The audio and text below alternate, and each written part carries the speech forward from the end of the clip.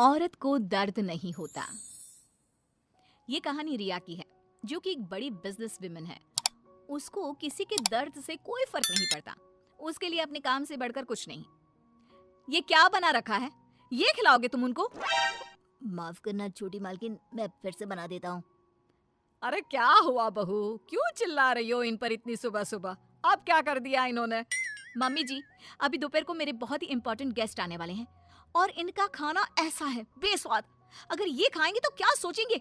इनको अभी के अभी नौकरी से निकाल दो। मुझे ऐसे लोग काम पर नहीं चाहिए जिनको ठीक से काम करना नहीं आता। अरे लेकिन बहू, ये बहुत सालों से हमारे लिए काम कर रहे हैं, ऐसा कैसे निकाल दे? हाँ मेम साहब, मुझे नौकरी से मत निकालिए। मैं अच्छे से काम करूंगा, आपको शिकायत का कोई मौका नहीं दूंगा। मैंने एक बार जो बोल दिया सो बोल दिया। जल्दी से कोई नया शेफ ढूंढ कर लाओ।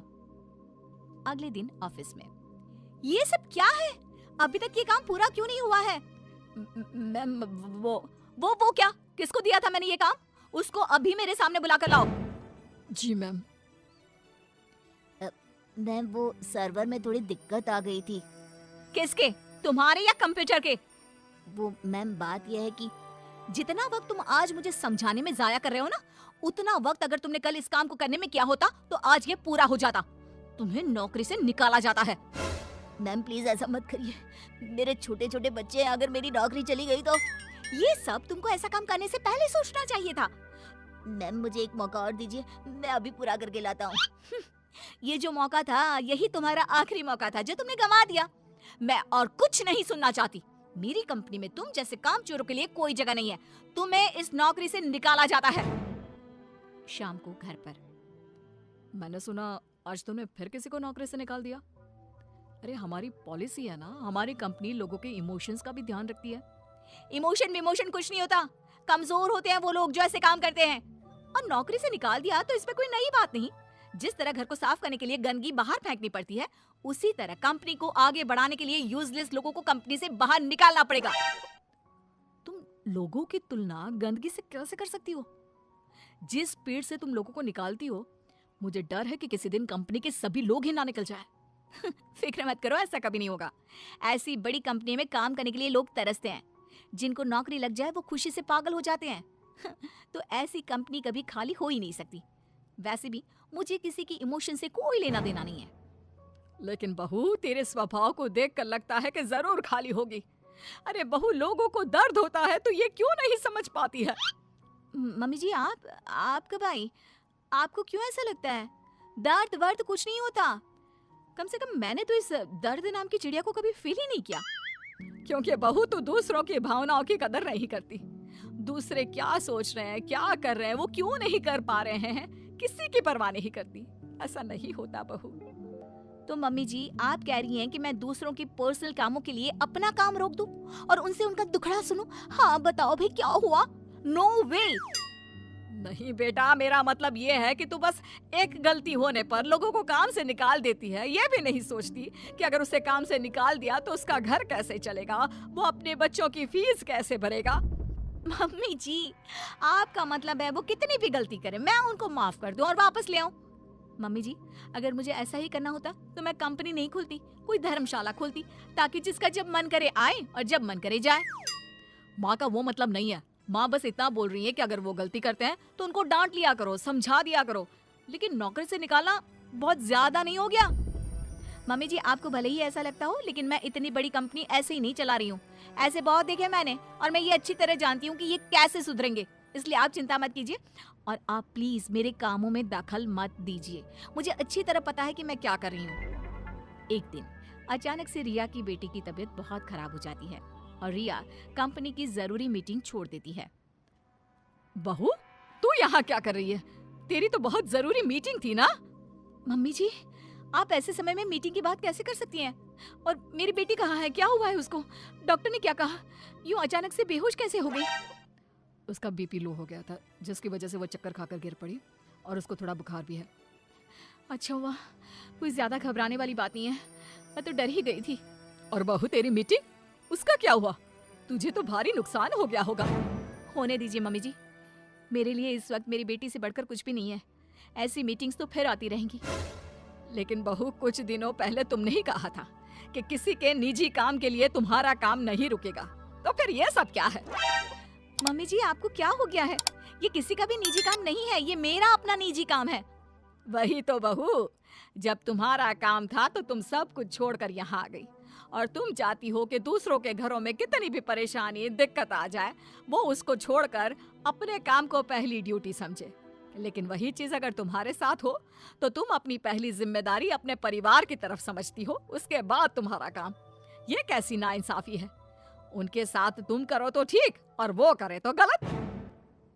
आप सही कह रही हैं मम्मी जी, मैंने ये बात कभी समझी ही नहीं। अब तो समझ गई ना? अब से उनके साथ कुछ ऐसा मत करना, उनकी भी परेशानी समझने की कोशिश करना। हाँ मम्मी जी, अब मैं सब समझ गई हूँ। मुझे अपनी गलती का एहसास हो गया है। शायद सही कहते हैं लोग, जब तक वही दर्द आप खुद ना झेलो तब तक आप दूसरे के दर्द का अनुमान नहीं लगा सकते। मुझे ये देखकर अच्छा लगा बेटा कि तुम्हें बहुत जल्दी अपनी गलती का एहसास हो गया। औरत का फैसला। नैतिक मूल्यों से ये कहानी भले ही आपको इंसाफ करती ना दिखे, लेकिन जिम्मेदारियों की नजर से देखेंगे तो शायद कुछ समझ में आए।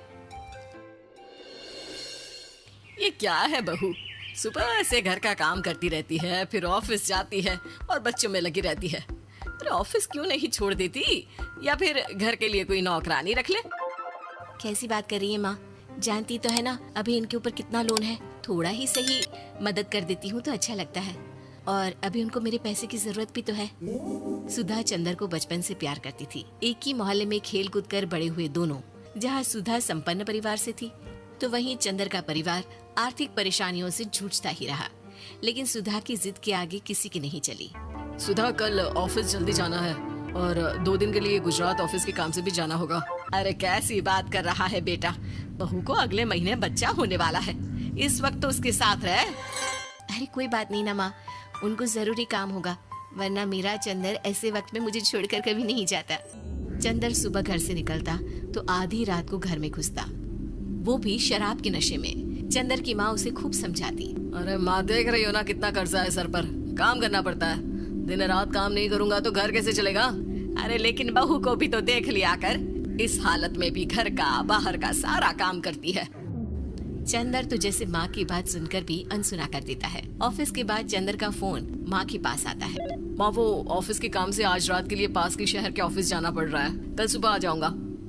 सुधा रात को कमरे में सो रही होती है कि उसके पेट में दर्द होता है। सुधा चंदर को वीडियो कॉल करती है। इनको फोन कर लो, शायद कुछ आराम मिले। लेकिन 10 बार फोन करने पर भी वो सुधा का फोन नहीं उठाता। ऑफिस के काम से गए हैं, हो सकता है बिजी हो। कितनी मेहनत कर रहे हैं हम लोगों के लिए। सुधा सो तो जाती है, लेकिन अकेले उसे कमरे में डर लगता है। अगले रोज चंदर घर आता है, जहाँ सुधा ऑफिस जाने के लिए तैयार हो रही थी। तुम आज भी ऑफिस जाओगे? कल रात भर तो ड्यूटी की है, थक जाओगे, छुट्टी ले लो ना। अरे नहीं, कैसी बात कर रही हो, ये तो पॉसिबल ही नहीं है। अच्छा रुको, मैं जल्दी से तुम्हारा खाना और नाश्ता बना देती हूँ। बेचारी सुधा ऑफिस जाना छोड़कर लग जाती है पति के लिए खाना बनाने, उसके कपड़े प्रेस करने और जरूरत का सामान मुहैया कराने के लिए। हो सके तो रात की ड्यूटी मत लिया करो ना, मुझे बहुत डर लगता है। अरे यार क्या है, तुम तो ऐसे बिहेव कर रही हो कि तुम ही अकेली हो जिसे बच्चा होने वाला है। इतने लोगों के पति जो काम के सिलसिले में बाहर होते हैं, उनका क्या? सुधा को चंदर के मुंह से ये बातें अजीब लगती है। अरे हुआ क्या है तुमको? पहले तो तुम मेरा कितना ख्याल रखते थे, मेरे पास रहते थे, मेरी दवा से लेकर खाने पीने तक का सारा ख्याल। और अब इस बार तो तुम एक दफा भी मेरे साथ डॉक्टर के पास नहीं आए, क्यों? अरे पागल हो गई हो क्या? पागल वाली बात कर रही हो। काम धंधा देखो या फिर तुम्हें लेकर टहलता फिरो। और मुझे शुक्रवार की रात को काम से निकलना है, सोमवार आऊंगा। सुधा को समझ में नहीं आता कि क्यों अचानक से चंदर को फील्ड का काम मिल गया है। लेकिन एक दिन, सुधा, मैं और चंदर जरा एक रिश्तेदार के घर जा रहे हैं, तुम भी तैयार हो जाओ, घर में अकेली कैसी रहोगी? अरे नहीं, इस हालत में इसे लेकर जाना ठीक नहीं है। अरे लेकिन मैं ऑफिस भी तो जाती हूँ, फिर घर में अकेले। चंदर उसकी कोई बात नहीं सुनता। वो सीधा कार निकालकर माँ को लेकर चला जाता है। सुधा घर के काम में लग जाती है कि अचानक उसकी नजर चंदर के बैग पर पड़ती है, जिसमें एक कागज दिखाई देता है। इनके कागज भी ना इधर उधर फैले होते हैं, एक भी खो जाएगा तो बवाल करेंगे। लेकिन जैसे ही सुधा वो कागज खोल कर देखती है तो वो सदमे में आ जाती है। दरअसल वो कागज नहीं बल्कि चंदर और उसके ऑफिस में काम करने वाली लड़की चांदनी की गोवा की टिकट होती है। सुधा चंदर के बैग को खोल कर देखती है तो उसे होटल के बिल से लेकर महंगे गिफ्ट्स और दूसरे शहरों के टिकट मिलते हैं। सुधा को समझते देर नहीं लगती कि उसका पति किसी और लड़की के साथ है। चंदर के आने पर सुधा उससे बात करती है। अरे नहीं नहीं, ऐसा कुछ नहीं है, तुमको गलत फहमी हो गई है।